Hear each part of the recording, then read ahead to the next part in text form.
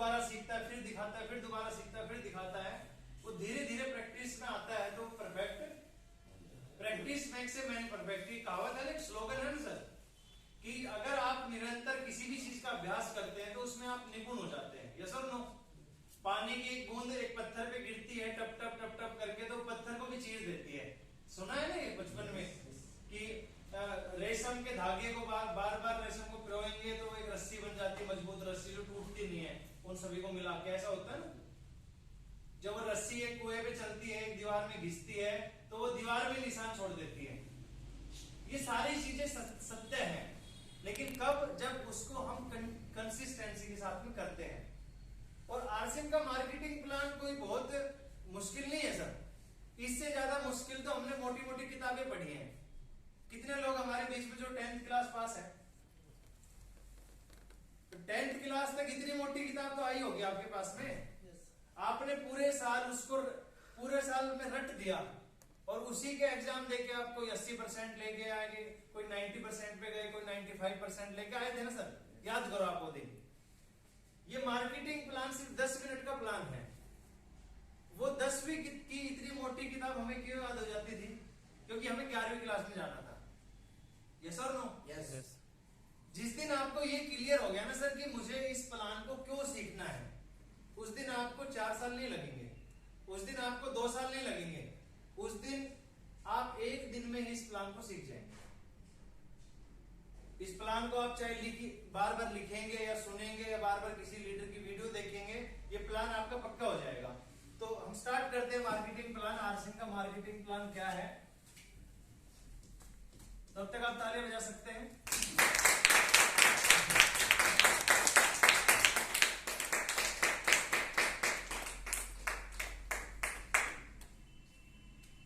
What is RCM business? RCM business क्या है? RCM business का मतलब है राइट कॉन्सेप्ट ऑफ मार्केटिंग, यानी खरीदारी करने का एक नया तरीका। क्या है सर? खरीदारी करने का सही तरीका भी बोल सकते हैं, नया तरीका भी बोल सकते हैं। तो नया तरीका क्या है, उससे पहले हम थोड़ी सी भूमिका हम बनाएंगे। किसी को भी प्लान दिखाना है तो जैसे कि राजेश सर ने बनाई बदलाव के ऊपर, तो जैसे मैं प्लान दिखाता हूँ वो कैसे दिखाता हूँ कि देखो सर, हम कोई भी हम काम करते हैं ना, वो पैसे के लिए काम करते हैं। बहुत सारे लोगों ने इस भूमिका को यहाँ पे बताया गया था। हम कोई भी काम करते हैं किसके लिए करते हैं सर? पैसे के लिए। पैसे के लिए करते हैं। पैसा हम क्यों कमाते हैं? खर्चा करने। पैसा हम कमाते हैं, उसका क्या करते हैं? खर्चा। मान लीजिए एक व्यक्ति 8 घंटे की नौकरी करता है, उसको 40,000 रुपए सैलरी मिलती है, उसको 40 नोट मिलते हैं 1,000 के। अब वो उन नोटों को खाता है क्या? नहीं। वो क्या करता है, जो पैसा कमाता है उसकी बहुत सारी जरूरतें होती है और वो जरूरतों को पूरा करने के लिए उस पैसे को मार्केट में जाके खर्च करता है, यानी कि खर्चा होता है उसके पास में। और बहुत सारे व्यक्ति क्या है, खर्च करने के बाद में कुछ पैसा बच जाता है तो उसको बचत के रूप में एक अकाउंट खोल के उसमें बचत करना शुरू कर देते हैं। ये किस काम आती है सर? ये इमरजेंसी में काम आती है। जैसे मान लीजिए एक व्यक्ति है 20,000 रुपए की सैलरी में काम करता है, 80% तक बताया जाता है खर्चा हो गया, यानी कि 15 से 16,000 रुपए हर महीने खर्च हो गए और 3 से 4,000 रुपए उसने बचत कर लिए। अगर इसको हम 12 महीने में देखें तो लगभग 50,000 रुपए बचा लिए। यस और नो? और अगर ये 10 साल तक उसने बचाए होंगे तो कितने हो गए सर? 5 लाख रुपए उसने 10 साल में बचा लिए। 10 साल ऐसे ही गुजर जाते हैं क्या? 10 साल एक बहुत लंबा पीरियड है। तो 10 साल में बहुत कुछ चीजें हमारे पास में आती है, जैसे शादी ब्याह हो गए, घर बनाना हो गया, या हमारे पास में साइकिल है तो हम अकाउंट में पैसे तो मोटरसाइकिल खरीदने का मन करता है, मोटरसाइकिल और अकाउंट में 5-10 लाख रुपए तो गाड़ी खरीदने का मन करता है। यस और नो? या कोई हारी बीमारी आ गई, कुछ भी एक्स्ट्रा हो गया तो हम कहां से उसको खरीदते हैं, करते हैं उसको पूरा बचत में से। तो ये जो बचत का पैसा है, जिस टाइम हम वो काम करते हैं वो आके कहां चला जाता है? वो भी खर्चों में आके क्लियर हो रहा है सर? ये जो खर्चा है ये मजबूरी है या नहीं है? भाई हर महीने करना है, ये तो मजबूरी है। आपको डेली सुबह नहाना है, डेली आपको खाना भी खाना है, सब कुछ काम करने हैं, तो हर महीने खर्चा होना है। तो एक क्वेश्चन आपसे ये है कि आप जो खर्चा करते हो, क्या उसको करने से आपके घर में कोई आज तक पैसा आया है? या आ सकता है सर? नहीं आ सकता। लेकिन मैं आपको एक ऐसी जानकारी दूं कि खर्च करने से 45% तक पैसा आपको वापस मिल सकता है, तो उसकी जानकारी लेनी चाहिए नहीं? यस, हेलो, लेनी चाहिए। भाई बिजनेस करना नहीं करना वो एक अलग मैटर है, लेकिन खर्च करने से हमारे घर में पैसा आ रहा है तो उसकी जानकारी तो लेनी चाहिए ना सर। Yes. तो वो पैसा कैसे आ रहा है उसको मैं थोड़ा डिटेल में आपको बताऊंगा। तो थोड़ा सा हम समझते हैं कि जो हम खर्च कर रहे हैं वो हम कहाँ जाके करते हैं, वो हम अपने पास के बाजार में खर्च करते हैं। हमें बहुत सारी चीजों की जरूरतें होती है जो कि बाजार में मिलती है, और जब हम बाजार में जाते हैं तो क्या बन के जाते हैं? ग्राहक। ग्राहक बन के जाते हैं। बाजार जो है सामान पहुंचाता है, बनाता नहीं है। बनाता कौन है सामान? कंपनी। एक कंपनी है, कंपनी सामान बनाती है, वो बाजार में बेचती है और बाजार ग्राहक तक पहुंचा देता है।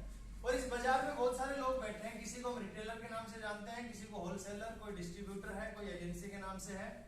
ये कंपनी है और यहाँ पे एक एडवर्टाइजमेंट वाला भी है। सबको पता है सर, सबको पता है ना ये चीज? यस। क्योंकि कंपनी से जो सामान बनेगा डायरेक्ट ग्राहक के पास नहीं जा सकता, या ग्राहक डायरेक्ट कंपनी में जाके आपको लक्स की साबुन चाहिए, आप इसकी मुंबई में इंडस्ट्री है इसकी, आप मुंबई जाएंगे क्या?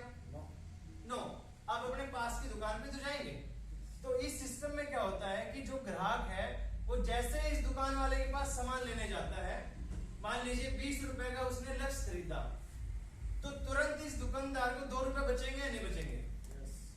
आप कुछ भी खरीद लीजिए इससे, ये आपसे 2 रुपए कमाएगा या नहीं कमाएगा सर? यस और नो? यस। अच्छा, ये भी 2 रुपए कमाएगा? भाई ये भी पैसा लगा के बैठा ना बाजार में, ये सब अपना अपना कमीशन लेंगे या नहीं लेंगे? यस। और जो प्रचार करने के लिए जो सेलिब्रिटी आ रहे हैं जिसको पूरी दुनिया जानती है, वो भी फ्री में प्रचार तो नहीं करेगा, वो भी करोड़ों रुपए चार्ज करेगा। तो ये ग्राहक जब भी मार्केट में जाके सामान खरीदेगा, उसके सामान खरीदने से सारे लोग पैसा कमाएंगे, और कंपनी तो कमाएगी क्योंकि कंपनी ने तो इतना बड़ा इन्वेस्टमेंट कर रखा है। तो इसमें क्या होता है कि 5 रुपए का एक सामान बनता है, तो लगभग वो कस्टमर तक पहुंचते पहुंचते उसकी कीमत 2 गुना या 2 गुने से ज्यादा हो जाती है। और 50 रुपए का सामान है तो यानी 50% पैसा जो है ये एक आम आदमी का पैसा है, लेकिन जा किसके पास रहा है? ये इस बाजार और बाजार में बैठे बिचौलियों की जेबों में जा रहा है। इससे ग्राहक का नुकसान हो रहा है, फायदा हो रहा है? कौन है ये ग्राहक सर? हम और आप ही तो हैं। तो ये एक पुरानी व्यवस्था है जो बाजार, जिसको ट्रेडिशनल बिजनेस बोलते थे, लेकिन अब जो समय है वो बदलने का है। हर समय बदलाव होते रहते हैं ना। Yes, सर ने बताया कि पहले तार वाला फोन चलता था, अब मोबाइल चल गया, पहले चिट्ठी चलती थी, अब मैसेज चल गया, पहले स्टोव था, गैस चूल्हा, अब क्या आ गया? एलपीजी गैस आ गई। तो हर क्षेत्र में बदलाव हो रहे हैं, लेकिन इस खरीदारी के क्षेत्र में आज तक कोई बदलाव नहीं हुआ था। लेकिन एकमात्र एक ऐसी कंपनी, एक ऐसे व्यक्ति जिनकी इतनी बड़ी सोच रही, उन्होंने बोला कि यदि इस सिस्टम को थोड़ा सा बदला जाए तो इस ग्राहक को कुछ फायदे मिल सकते हैं। तो वो क्या है? एक सिस्टम ने जन्म लिया जिसका नाम है डायरेक्ट सेलिंग। ये सिस्टम आज नया नहीं है सर, ये 1959 से काम कर रहा है। कहां से शुरुआत हुई थी इसकी? अमेरिका। तो ऐसे अमेरिका से काम शुरू हुआ था और इंडिया में आया था सन 2000 में, और इस सिस्टम का नाम आरसीएम बिजनेस के नाम से यहाँ जाना गया। आरसीएम का मतलब है राइट कॉन्सेप्ट ऑफ मार्केटिंग, खरीदारी करने का सही तरीका। तो ये डायरेक्ट सेलिंग है क्या? इसको